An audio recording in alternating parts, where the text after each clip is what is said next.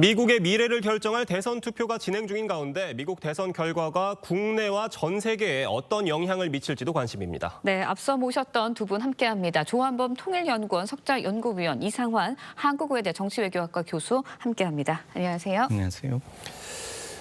미국 대통령 선거 승부 예측이 선거 당일까지 50대 50 초박빙입니다. 역대 어느 대선보다 박빙인 선거전이 진행 중인데 왜 유독 초박빙이 진행 중이라고 보시나요? 이제 우리가 나뭇잎을 보지 말고요. 네. 좀 떠나서 이렇게 숲을 보면 큰 흐름을 보면 미국의 쇠락이라는 네. 배경입니다. 네. 미국의 불안. 제가 보기에 만일에 미국이 과거 이 절대 강자의 위상, GDP 40% 뭐 이때의 위상이라면 제가 보기에 해리스 부통령이 무난히 됐을 거예요. 근데 지금 미국이 쇠락하면서 이제 상대적 지위가 아직도 상대적인 위치는 점하고 있지만 절대 강자는 아니거든요. 그리고 이 많은 어떤 제조업 유출로 인한 경제 위기라든지 과거만 못 하거든요. 그러니까 이제 이게 트럼피즘의 배경이거든요. 예. 막아. 다시 미국을 위대하게. 근데 이 바람이 부는 거거든요. 그러니까 이 상황에서 결과적으로는 이제 이 미국적 가치를 대변하는 이제 해리스 국제주의죠. 그러니까 미국이 도덕과 민주주의 가치 국제 무대에서 역할을 해야만 미국의 이상이 이제 유지가 된다는 국제주의를 대표하는 게 이제 민주당 해리스고, 그 다음에 고립주의. 아니다, 이제 우리만 챙기자라는 게 이제 트럼프거든요. 예. 그러니까 이 현상이 지금 충돌하고 있는 거거든요. 그러면서 미국 정치도, 그러니까 미국이 여유가 점점 없어지는 거죠. 그러다 보니까 정치가 양극화하고, 그리고 또 하나는 트럼프, 해리스 모두 강점과 약점을 모두 가지고 있습니다. 네. 왜냐하면 트럼프 대통령은 강인한 이미지지만 거칠거든요. 모범생 이미지가 아니거든요. 그러니까 이제 샤이 트럼프라는 얘기가 나오는 거고, 해리스 같은 경우에는 여러 가지 장점이 있죠. 유색인종이고 여성이고 이 여러 가지 벽을 넘어온. 그러나 또 약점은 뭐냐면 이 거친 세상, 글로벌 경제 위기, 안보 위기 속에서 약해 보이거든요. 그러니까 여기에서 유권자들이 왔다 갔다 하니까 거칠지만 센 남자 트럼프냐, 예. 아니면 그래도 안정적인 가치를 추구하는 해리스냐, 여기서 지금 유권자들이 방황을 하고 있는 거죠. 네. 이게 이제 충돌해서 박빙의 얘기가 나오는 겁니다. 네. 조한범 박사님께 질문 하나만 더 드려보겠습니다. 사실 미국 대선 결과가 국내에 어떤 영향을 미칠지가 저희의 관심이잖아요. 먼저 여쭤보면 우리 정부가 이미 지난해 상반기부터 미국 대선 관련 TF를 꾸린 걸로 알려졌는데 이 설치 시점이 빨랐던 이유가 있습니까? 이제 원래 그렇게 해야 됩니다. 예. 근데 이제 문제는 뭐냐면 그 TF를 만들어도 예. 누가 될지를 예측하는 게 중요하거든요. 네. 왜냐하면 그래야 이제 사전적인 네트워킹도 가능하고. 그렇죠. 그리고 이제 특히 우리가 트럼프 일기 때 많이 당했잖아요. 보호무역에 대한 예. 공세, 그다음에 방위비 분담은 사실은 생각보다는 선정적이어서 그렇지 충격은 덜해요. 예. 그다음에 이 주한미군 위상이라든지 동맹 무시라든지, 네. 그러니까 한미 동맹의 근간을 두고, 그러니까 우리 입장에서는 미국에 대한 선호도를 넘어서서 한미 동맹은 상수거든요. 경제나 정치나 안보나.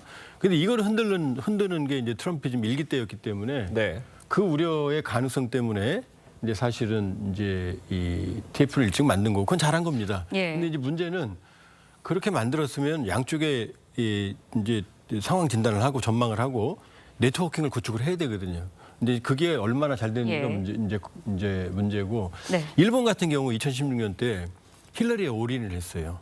그랬다 낭패를 본 적이 있거든요. 예. 그래서 지금 일본의 흐름은 이제 트럼프 쪽으로 완전히 기울어 있는 상황인데 그것도 또 모르죠, 결과적으로는. 예, 그렇죠. 좀 지켜봐야겠죠. 일단은 말씀해 주셨지만 트럼프 후보가 이번 대선에서 당선이 된다면 방위비 부담 문제, 우리나라로서는 상당히 우려할 수밖에 없는 상황이거든요. 대책을 좀 세워야 되지 않을까라는 생각도 드는데 어떻게 보세요? 네, 우리 정부가 안전장치를 마련하기 위해서 지난달에 사실상 제12차 한미 방위비 분담 특별협정을 맺었습니다. 예. 예, 그래서 25년 대비 26년부터 5년간의 기간 동안에 한 8점, 그러니까 25년 대비 26년은 한 8.3% 정도, 1조 5천억 원 정도를 얘기를 하고 했는데요. 결정을 했는데요.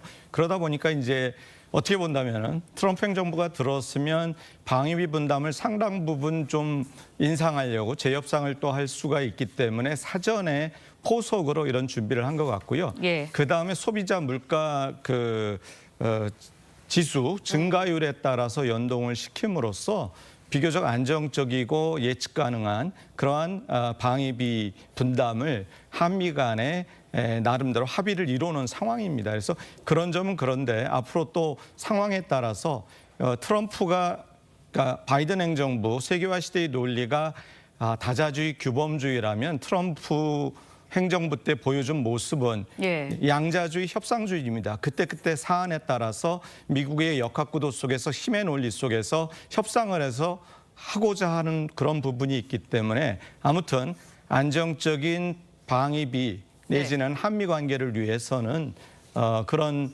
지금 기존 정부 그러니까 민주당 정부와 합의해 놓은 것이 유지될 수 있는 그러한 선거 결과가 우리 입장에서는 조금은 안정적인 예측이 가능하게 할 것 같습니다. 네. 네, 국내 외교 안보에 대한 분석들 해주셨는데 산업계 얘기도 좀 해보겠습니다. 트럼프 2기가 출범을 한다면 관세 장벽이 높아지고 저희 수출에 좀 악영향이 있을 수 있다 이런 지적들이 있는 것 같아요.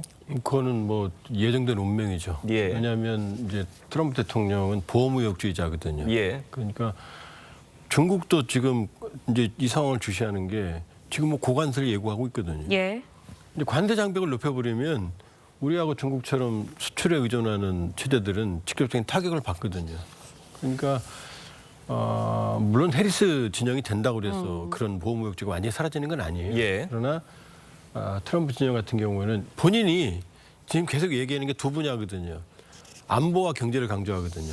안보는 센 남자, 경제는 자기가 본인이 비즈니스맨이니까 거기에 강점이 있다고 얘기를 하니까 분명히 이 미국 유권자들에게 어필하기 위해서는 경제적 효과를 단기간에 가져와야 되거든요. 그러면 이제 그게 보호무역주의고 관세 장벽이거든요. 그러니까 우울한 전망이지만 트럼프 2기가 시작이 되면 우리로서는 상당한 이 수출의 제약은 뭐 불가피하다 이렇게 봐야죠. 네. 그런데 이제 해리스 1기가 출범을 하게 되면 기존에 있었던 보호 무역 기조가 그래도 없어지지는 않을 것이다 이런 말씀을 해주셨거든요. 예. 해리스가 당선이 된다면 그럼 저희 나라에서도 거기에 대한 맞는 대책을 좀 세워야 되지 않아요? 반도체 분야라든지 예. 어떻게 보시나요?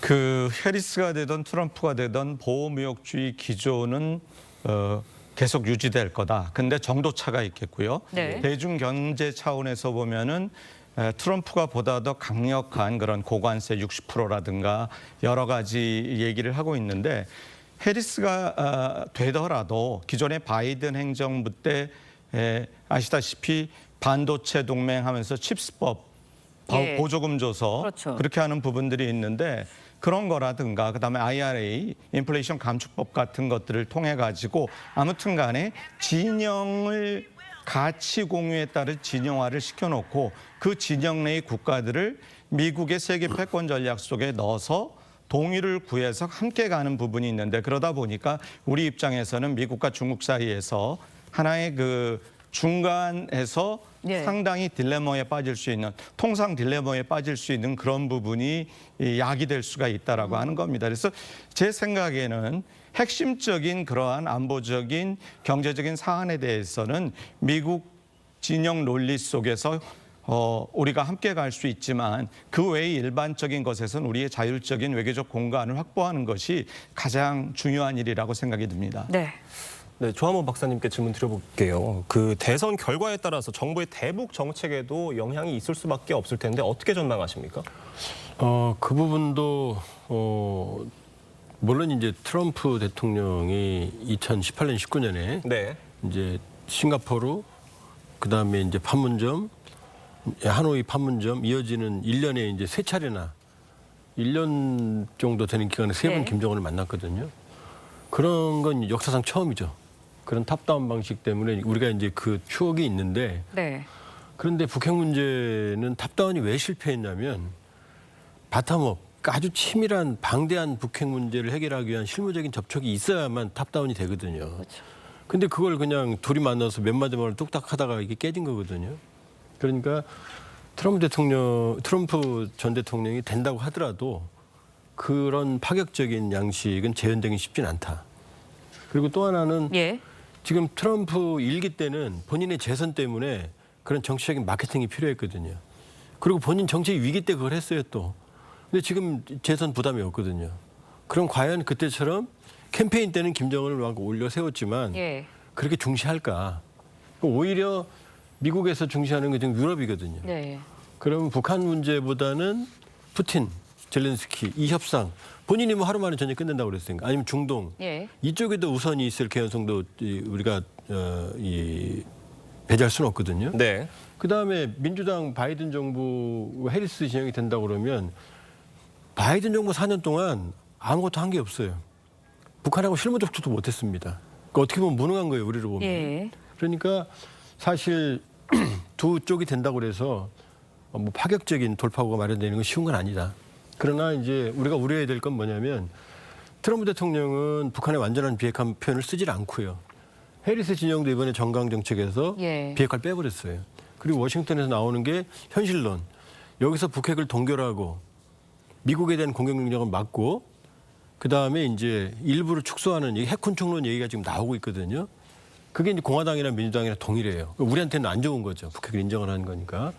따라서 누가 되든 미국의 현실론적 접근 여기에 대한 대응이 제가 보기엔 더 필요해 보입니다. 네. 네. 참 전 세계 이목이 집중된 미 대선 진행되고 있습니다.